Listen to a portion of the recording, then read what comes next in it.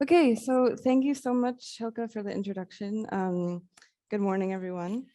Today, Wim and I will present on the future of beekeeping management, insights from a survey that we did with 844 beekeepers in 18 European countries. So as many of us know, the overall aim of Be Good is to pave the way towards healthy and sustainable beekeeping. So what do we want to take into consideration when we think about the future of beekeeping management?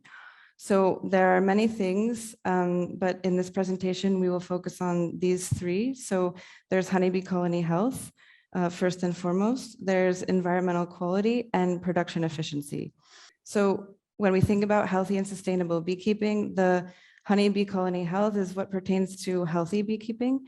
And then environmental quality and production efficiency is the sustainable aspect. So sustainable beekeeping, both ecologically sustainable and economically sustainable.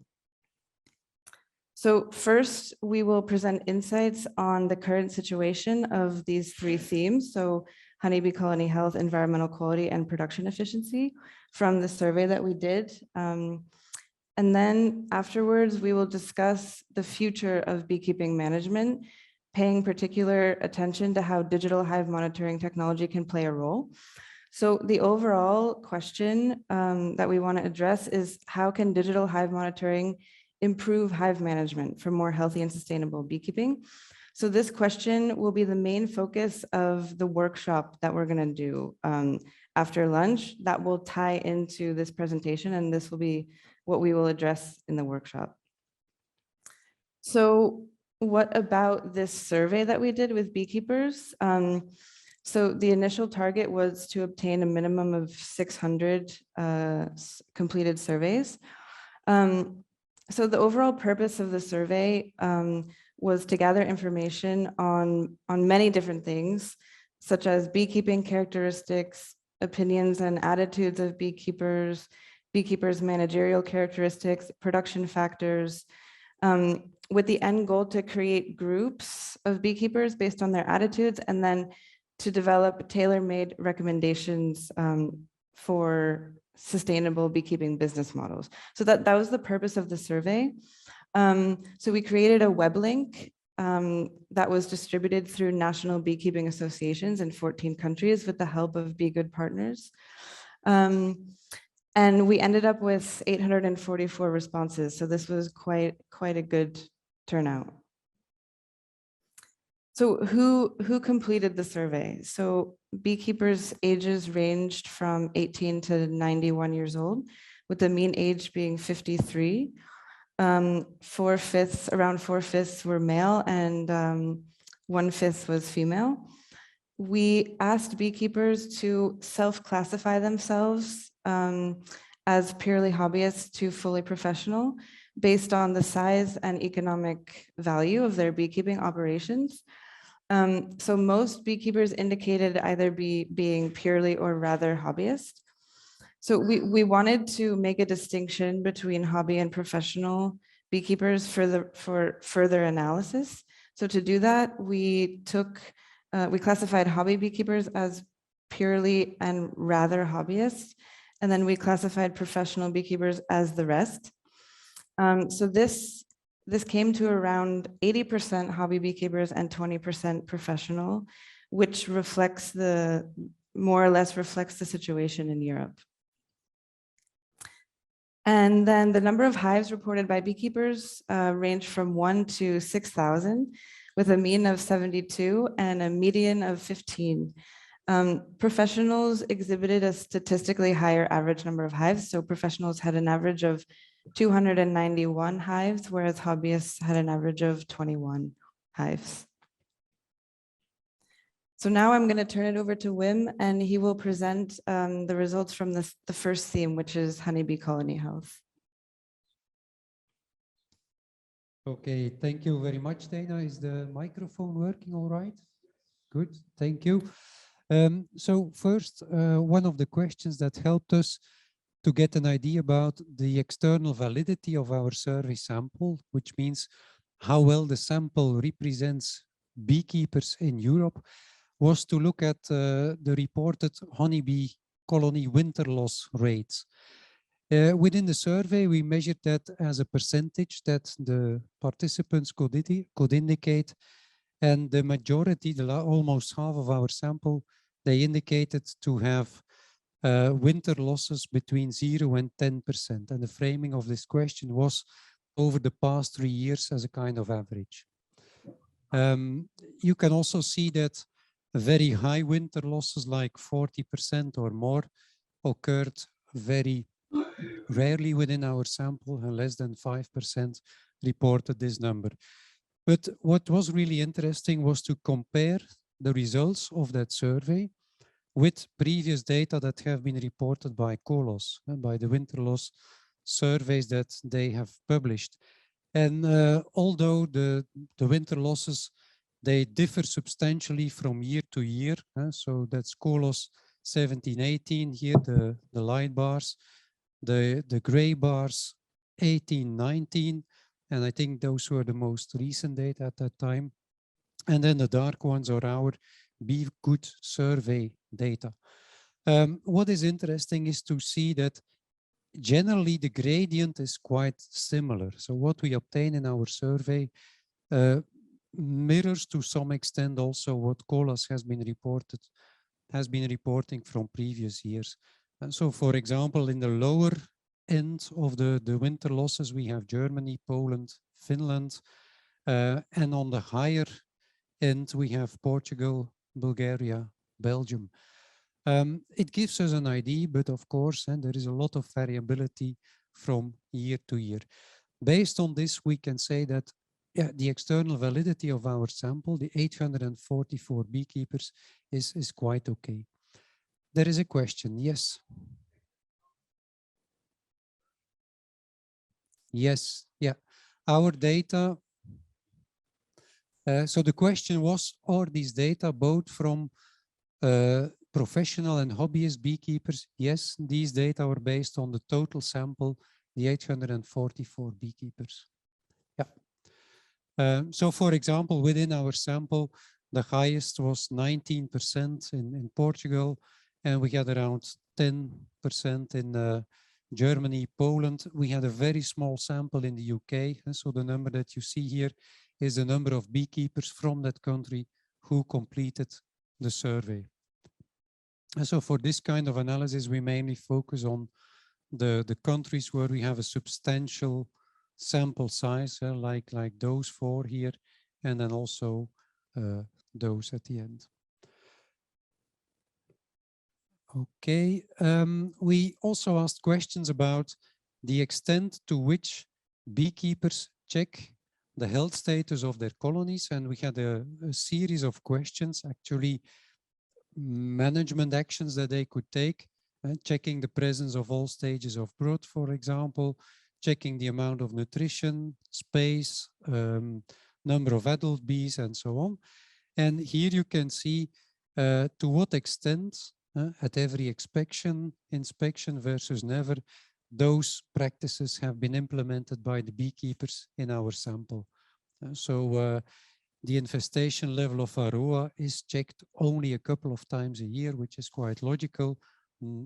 Only a few, well, about 25% of the beekeepers indicate to check that at every inspection, which is not necessarily needed, obviously. But checking the presence of all stages of growth, for example, is quite an important issue at every inspection. And we see that this is also practiced by the large majority of the beekeepers in our sample. We used 7 of those statements to create a health status monitoring index. So the scores were aggregated, and you will see some of the results of that later on in this presentation. Second, we also created a good beekeeping management practice index. Within the survey, we had a list of about 27 items that referred to beekeeping management. They had to do with, for example, the health status, but they also had to do with applying drugs, applying cleaning equipment or disinfection of equipment. And from that list of 27, after some discussion and a workshop within the consortium, we came to 11 items, 11 management practices, where we found an agreement, a kind of consensus, that they signal good practice. And so, for example, I observe quarantine measures for new introductions is one of those. I monitor and adapt hive capacity to discourage swarming, and so on. So here, 11 statements, and beekeepers could indicate a yes or always, sometimes or mostly, or a no or never. Those who indicated the yes always to those items, they received a score of 1. And those who indicated the sometimes, mostly, or no, never received a 0. So that means that in the end, what we obtain here is an aggregated index, so which ranges from 0 to 11. So somebody who scores 11 here as a beekeeper is consistently implementing those management practices. Somebody who scores a 0 is not implementing any of those. And luckily, we hardly have any zeros in our sample, of course. Actually, people who score a 0 on those 11 items as a beekeeper, they should probably stop keeping bees, because they are not really taking care of their bees as they should. So logically, what we see is that the pattern is shifted to the right. So that means the average is a 7 on that range from 0 to 11 within the sample. And this is the frequency distribution. So most of the beekeepers in our sample obtain a score of 8. What is interesting now is that we have this index, and we can now try to associate this index with all kinds of other data. We can compare this between hobbyist professionals. We can look at correlation with hive productivity.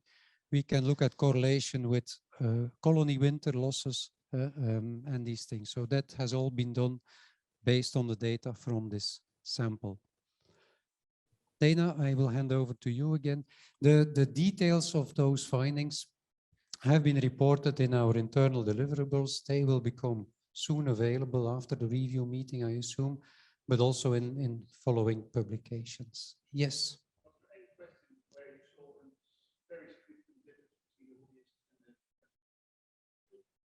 Yes, was there any question where you saw a very significant difference between the hobbyists and the professionals? Yes, actually there were many. So we had really a lot of differences, obviously, between those different types of beekeepers. For example, if I remember well, on colony winter losses, but also on hive productivity. But what is even more interesting is that we did not simply look at hobbyist versus professional, but we tried to identify also different segments of beekeepers, and they will be presented in a few minutes. So we identified 5 groups with very distinct profiles. So yeah. So Dana, I hand over to you again. Did you want to another say question? Yes, Dirk.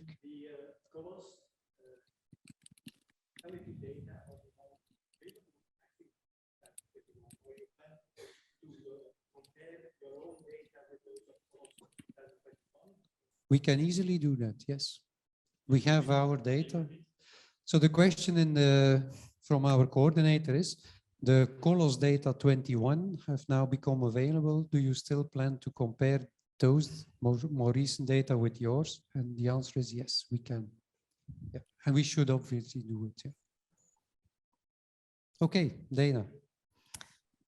So next, I will present results from the second theme, which is environmental quality.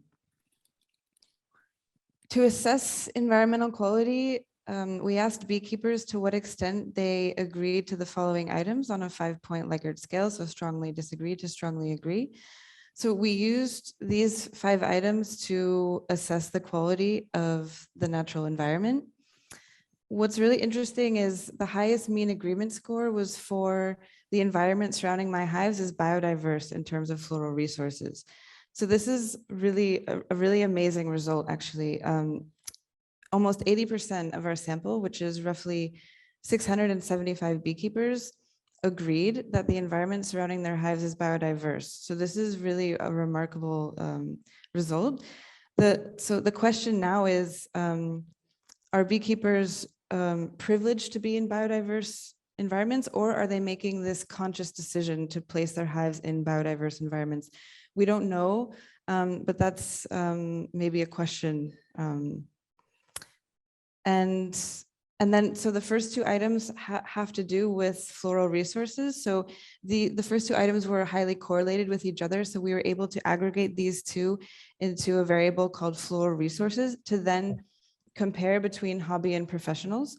And in this case, we found no difference, no significant difference between hobby and professional beekeepers for this variable. So this just reiterates the fact that many beekeepers in our sample are in fact in biodiverse environments, whether they're hobby or professional beekeepers. We also aimed to gather information on the impact of climate change. So we asked beekeepers, oh yeah, sure. Yeah, sure. So we asked beekeepers if climate change had a positive or negative impact on their beekeeping activities from on a 5-point scale. So very negative to very positive. And we called this variable perceived climate change impact. So according to this figure, climate change in southern regions had a significantly more perceived negative impact than in other regions. And climate change in the western and northern regions had a significantly more perceived positive impact. We also asked beekeepers to indicate the extent they believe climate change has a positive or negative impact on the following 9 items. So this list of 9 items from very negative to very positive. We ranked them taking the sum of negative and very negative. So the largest perceived negative impact of climate change is on local weather conditions, honey yield, and food resource availability. So these were the most perceived negative impacts from climate change. Now I'll present results from the last of the 3 themes, which is production efficiency.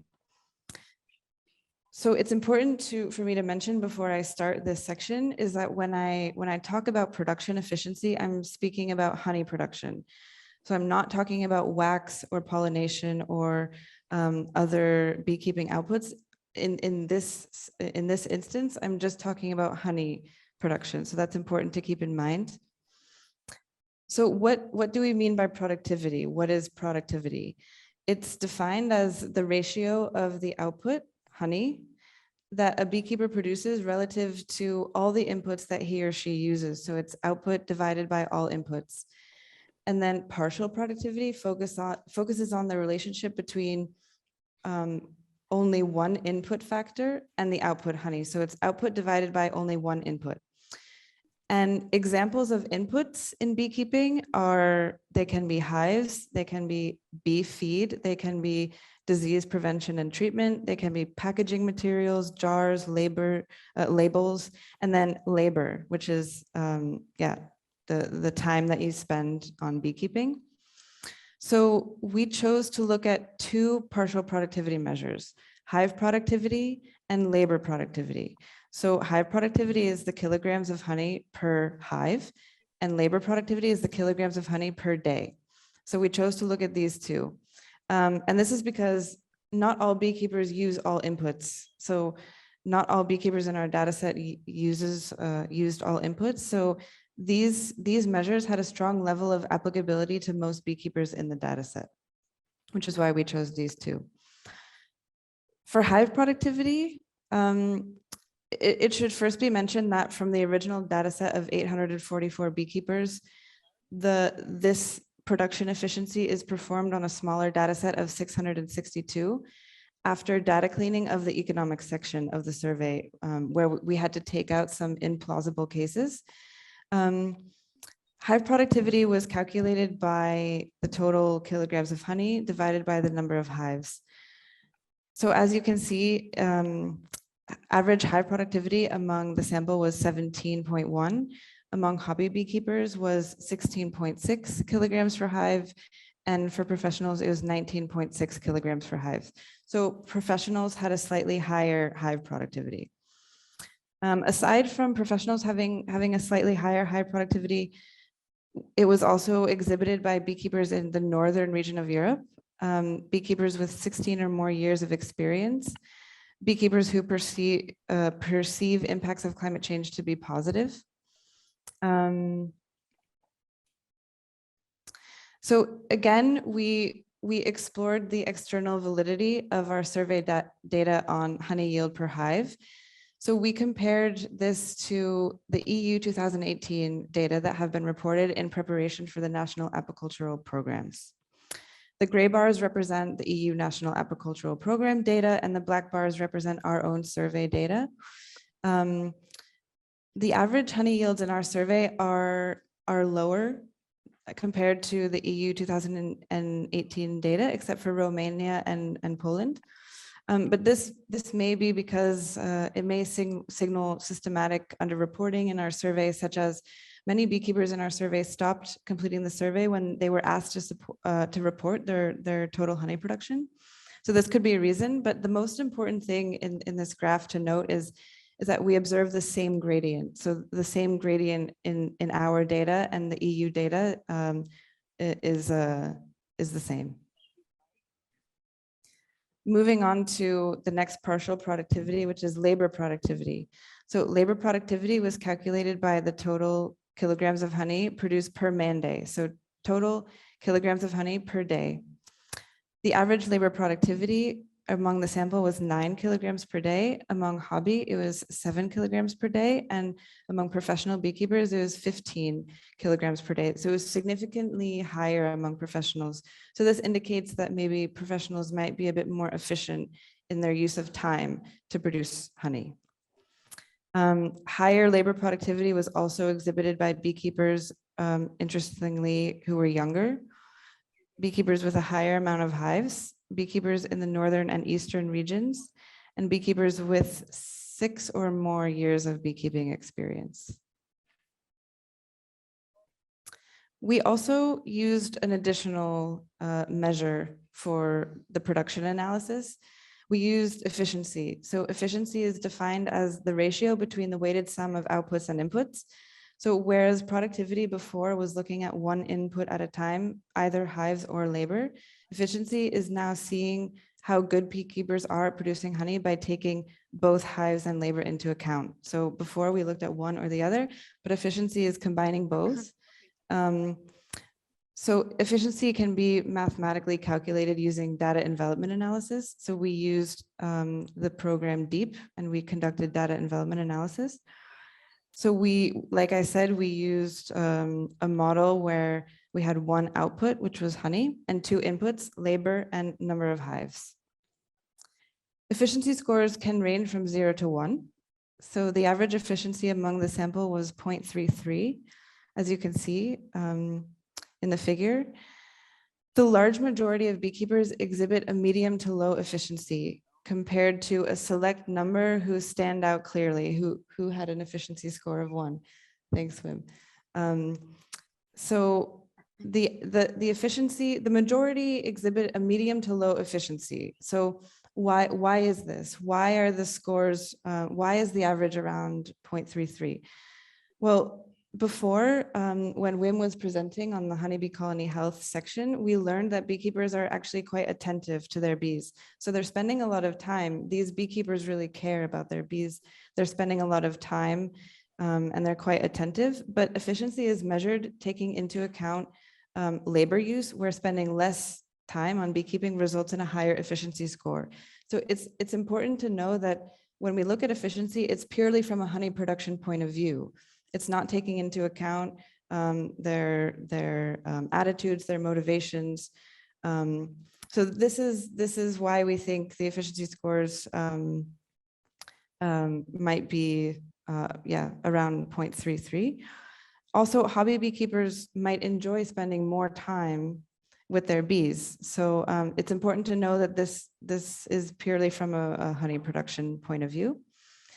We also ran a separate DEA on fully professional beekeepers because DEA is a comparative method in which the resulting efficiency scores are influenced by all beekeepers in the data set. So we wanted to do a separate DEA on fully professional beekeepers.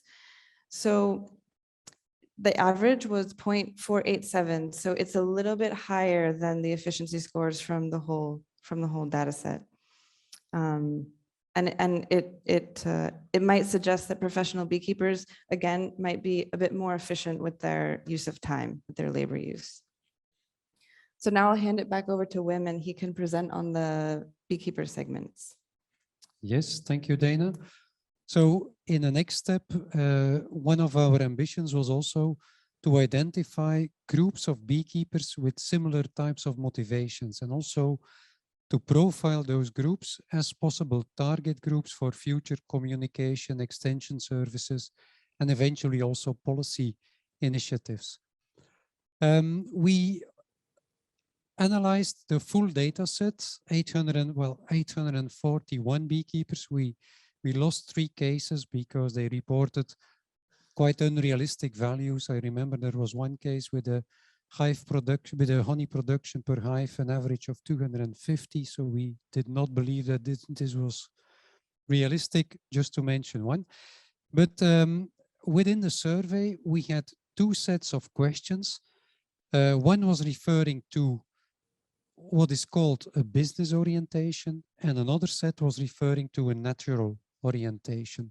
So it was a number of items that beekeepers were asked to score. For example, natural orientation, one of the statements there was, I want my bees to be in an environment that is as natural as possible. And beekeepers could indicate their degree of agreement with that type of statement. Business orientation, for example, was when I think of my bees, the most important to me is how much honey they can collect. So that's really a production orientation, a business orientation. So we also call this utility versus affect. So this is more the emotional contact with the bees, and this is more the business, the utility orientation.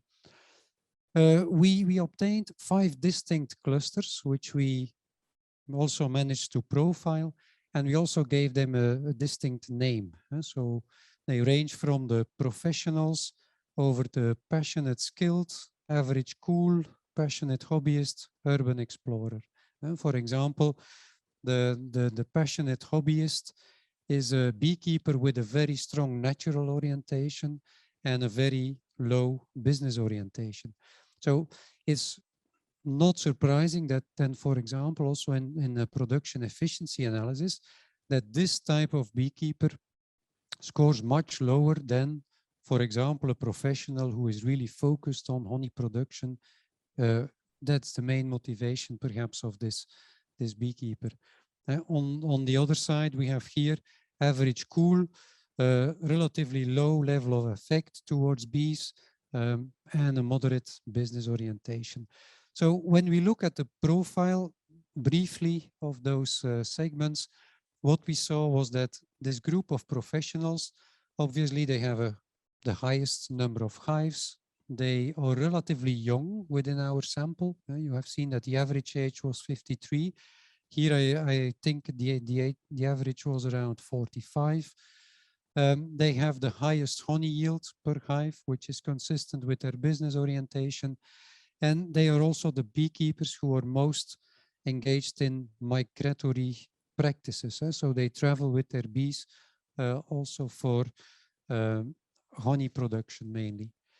The passionate, skilled beekeepers, they were very passionate about beekeeping and nature, both together. So that explains also their very strong natural orientation. They were interested in honey production, but then mainly from the idea of, I like to produce my own honey. Not in the sense of I like to produce honey for commercial purposes. They had the highest score on the Good Beekeeping Management Practice Index, and that index that ranges from 0 to 11.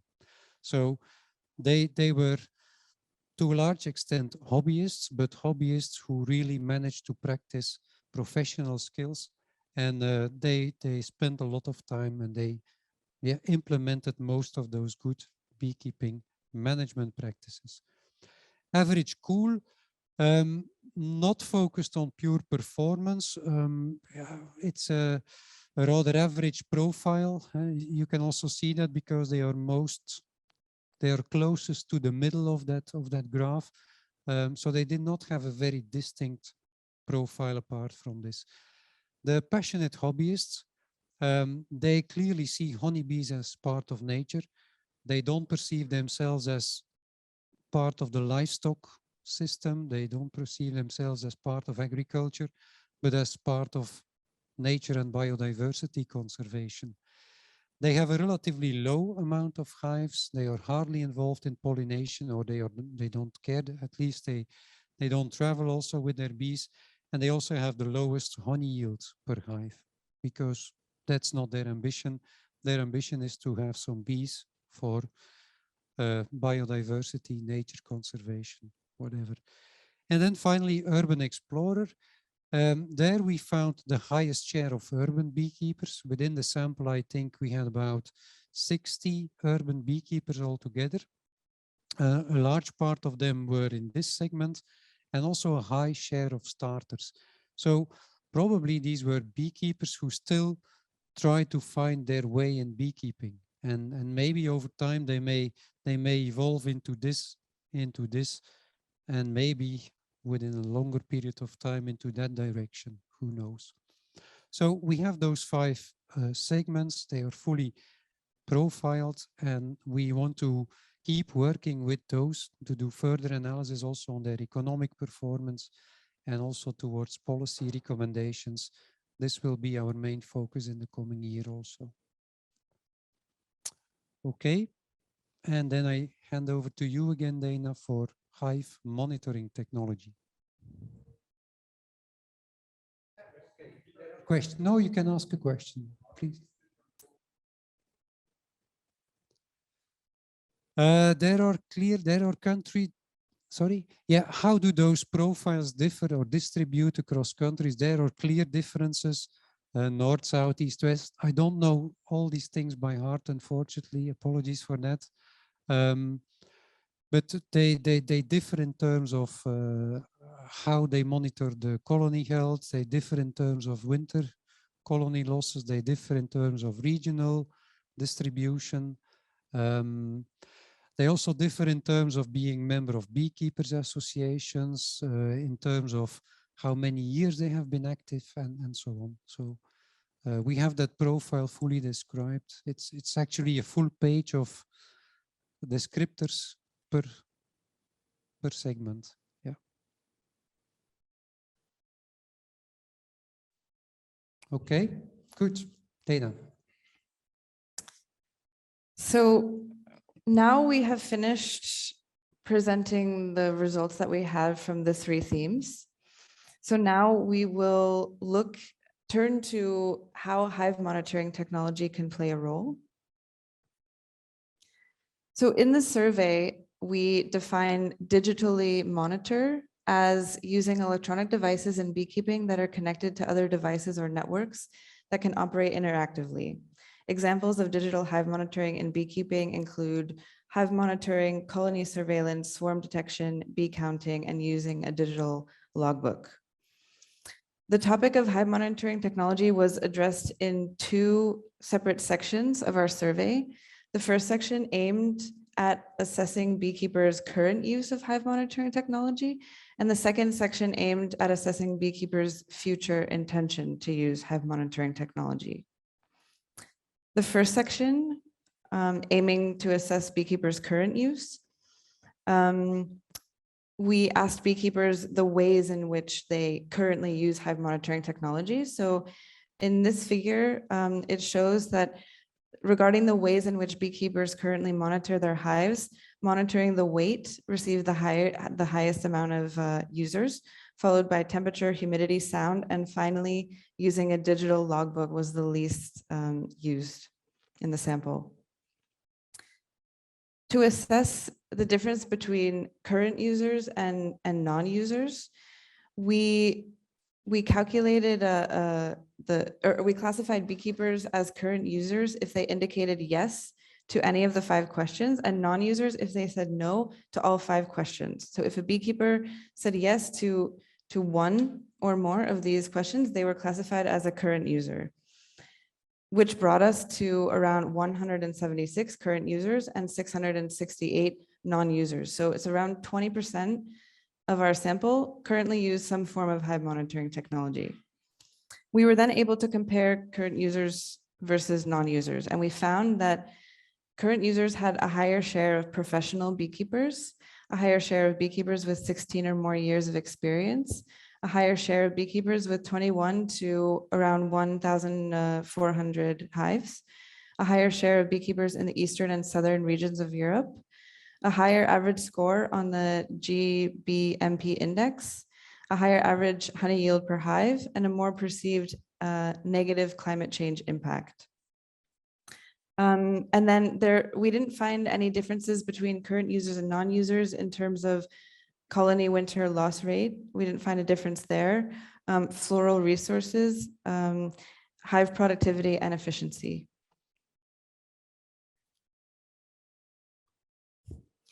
So the second section aimed to assess beekeepers' future intentions to use hive monitoring technology. We asked beekeepers for what reasons they would choose to use hive monitoring technology in the future.